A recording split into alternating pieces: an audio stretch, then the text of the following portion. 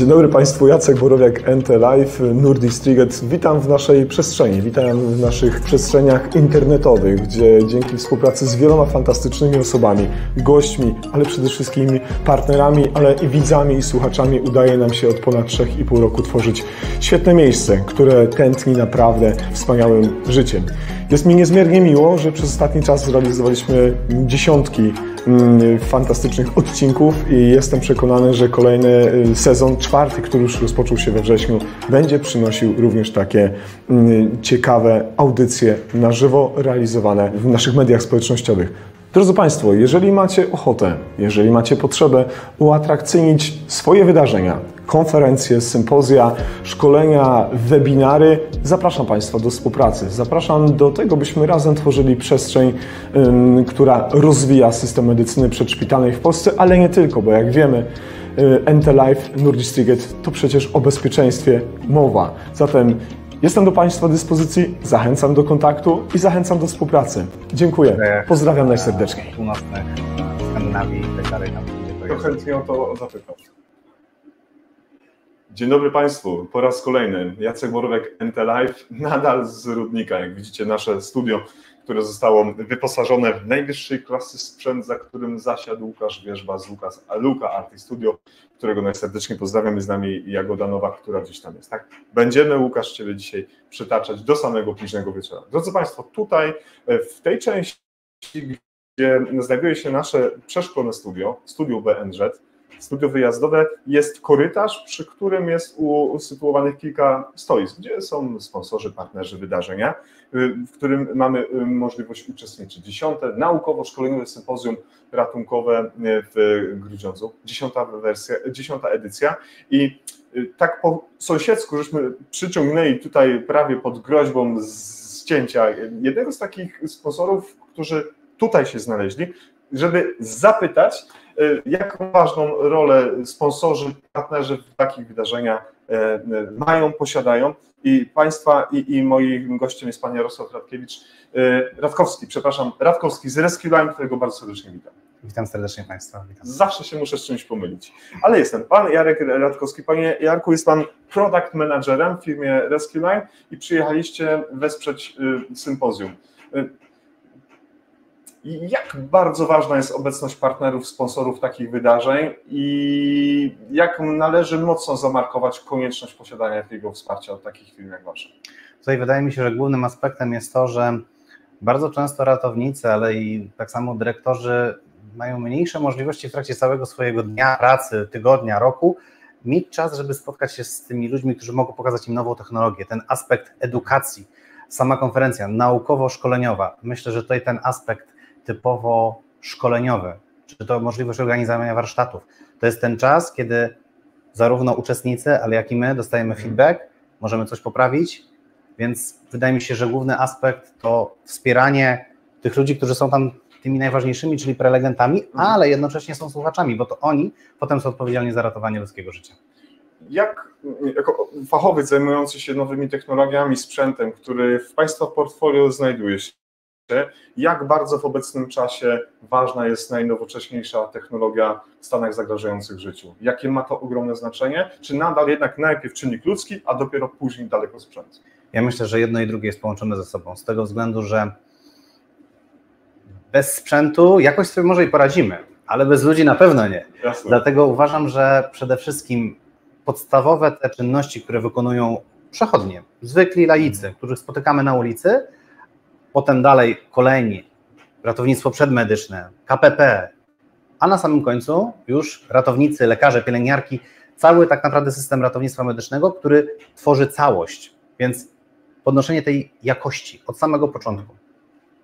To myślę jest takim elementem, sprzęt jest bardzo ważny, bo on pozwala nam poprawiać pewne rzeczy, robić to dużo sprawniej, ale tak jak powiedziałem, najważniejsze to jednak chyba jest ten czynnik ludzki, ta wiedza i umiejętności. Ze sprzętem możemy sobie oczywiście pomagać i powinniśmy tak naprawdę się doszkalać, żeby mieć jak najlepsze technologie, jak najnowsze, które zapewniają nam bardziej komfortową pracę, a przede wszystkim bezpieczeństwo dla naszych pacjentów. Na rynku polskim, europejskim, światowym jest wiele firm, które proponują produkty podobne, takie same, różne. Jak dysponenci, jak ratownicy medyczni powinni patrzeć na jakiś produkt stosowany w medycynie przedszpitalnej, medycynie stanów nagłych, żeby określić, że jakościowo on jest dobry, że jest odpowiedni do naszych wymagań? Czy mamy bazować na jakichś badaniach amerykańskich naukowców, czy mamy bazować na opiniach niezależnych ekspertów? Czym się tak naprawdę kierować? Wydaje mi się, że te wszystkie elementy, które Pan wymienił, są bardzo istotne, bo powiedzmy sobie wprost. Amerykańscy naukowcy szczególnie. Dokładnie. Wydaje mi się, że głównym problemem jest to, że my tak naprawdę nie mamy jak pewnych rzeczy stwierdzić, sprawdzić. Ciężko kontroli, czy urządzenie działa. Dokładnie. Czy działa będzie prosto. Lepsze, czy gorsze. Dokładnie. Wydaje mi się, że tutaj przede wszystkim głównym elementem będzie to, żeby sprzęty muszą być intuicyjne. Muszą jasno, konkretnie informować nas, co należy zrobić. Ale po części to da się zrobić poprzez szkolenia, czyli właśnie tak jak tutaj mamy możliwość rozmawiać, pokazywać nowe technologie, uświadamiać, jak można pewne rzeczy dużo prościej zrobić. Więc na to pytanie nie ma jednoznacznej odpowiedzi, tak lub nie. Myślę, że to trzeba by indywidualnie pod konkretny przypadek podciągnąć. Podglądactwo jest chyba takie też dobre, bo jeżeli jednak klinika... Chyba nasza cecha taka, mam wrażenie. No, że zobacz, na czym jeździcie? No jeździmy powiedzmy na takim zespole, czy taką karetką, a czym pracujecie podczas NZK, czy kompresji klatki? No na tym. To tak trochę pocztą pantoflową się rozchodzi. Ja myślę, że to, co pokazywał pan profesor Nadolny wczoraj podczas, nazwijmy, tej historii, tam od samego początku była wymiana zdań, opinii. I to jest myślę, wartość dodana tego wszystkiego. To jest coś, czego nie da się nigdzie zyskać. Ta dyskusja, to wspomniane podglądactwo. No, zyski i korzyści dla samego sympozjum dla nas. I tutaj bardzo dziękuję, że wspieracie takie wydarzenie jak to, w którym my również uczestniczymy. A gdybyśmy mieli tak oficjalnie i publicznie powiedzieć firmom różnym, które albo dostarczają sprzęt, technologie, leki, budują karetki, jak tutaj za nami, jakie są korzyści realne dla takiego partnerstwa, dla takiej współpracy? Jak namówić i zachęcić do tego, żeby kolejna edycja 11 przyciągnęła jeszcze więcej partnerów, jeszcze więcej sponsorów, żebyśmy mogli jeszcze więcej zobaczyć? Jak to robić? Ja myślę, że to jest chyba sama obecność tutaj i możliwość spotkania się z ludźmi, którzy codziennie pracują tak naprawdę na naszych urządzeniach. To jest najlepsza wartość, bo możemy spotykać się na prezentacjach, które są organizowane przy prezentacjach różnego typu, spotkaniach, ale tu mamy ludzi realnych, tych, którzy faktycznie są z nami codziennie, my nie zawsze mamy tą możliwość, a oni mają ten komfort, że są wszyscy nagle zebrani w jednym miejscu. Od ratowników, którzy zaczynają swoją przygodę tak naprawdę, po profesorów, którzy mogą dać nam też ten feedback, informację zwrotną, co moglibyśmy jeszcze poprawić. Mam nadzieję, panie Jarosławie, że w przyszłym roku znowu tutaj zobaczymy. I gdziekolwiek nie będą, drodzy państwo, działy się jakieś duże wydarzenia, to liczę na to, że firmy wszelakiej maści zajmujące się nowymi technologiami w medycynie stanów nagłych będą wspierały takie osoby jak między innymi pan profesor Nadolny, o którym pan wspomniał przed chwilą w jego wykładzie, który przez 10 lat to sympozjum funkcjonowało, pokazywał na zdjęciach, jak się to wszystko zmienia. No, zmienia się chyba troszkę wolniej niż technologie w medycynie, bo ja mam czasami wrażenie, że te technologie w medycynie rozwijają się jakoś piorunująco szybko. Powiedzmy sobie wprost, technologia idzie błyskawicznie. My musimy za tym wszystkim nadążać.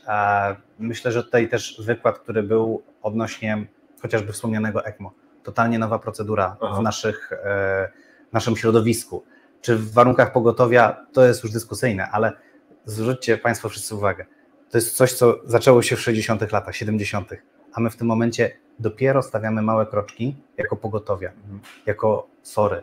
To jest coś, co ta technologia się rozwija, a my musimy za tym faktycznie nadążać. Czyli świadomość i system troszkę nie nadąża dogonić technologii, która jest już daleko przed nami. Inaczej, technologia jest bardzo zaawansowana w tym momencie. Teraz jest kwestia umiejętnego wykorzystywania tego.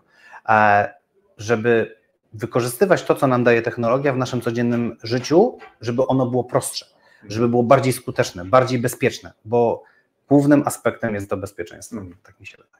Dzięki za to, dzięki za podzielenie się Pańską opinią, dziękuję za czas spędzony na naszym sympozjum. Jeszcze dzisiaj i jeszcze jutro zachęcam Państwa do tego, żebyście brali udział w sympozjach, konferencjach, szkoleniach, wszelkiego rodzaju wydarzeniach, gdzie można nie tylko zdobyć wiedzę teoretyczną, praktyczną, warsztatową, ale żebyście też mogli podchodzić do tych stoisk, stanowisk, gdzie przychodzą i przyjeżdżają do nas eksperci z różnych dziedzin, które są bardzo, bardzo pomocne w medycynie stanów nagłych. Do kolejnego wejścia już niebawem. Do usłyszenia i do zobaczenia w Ente Live.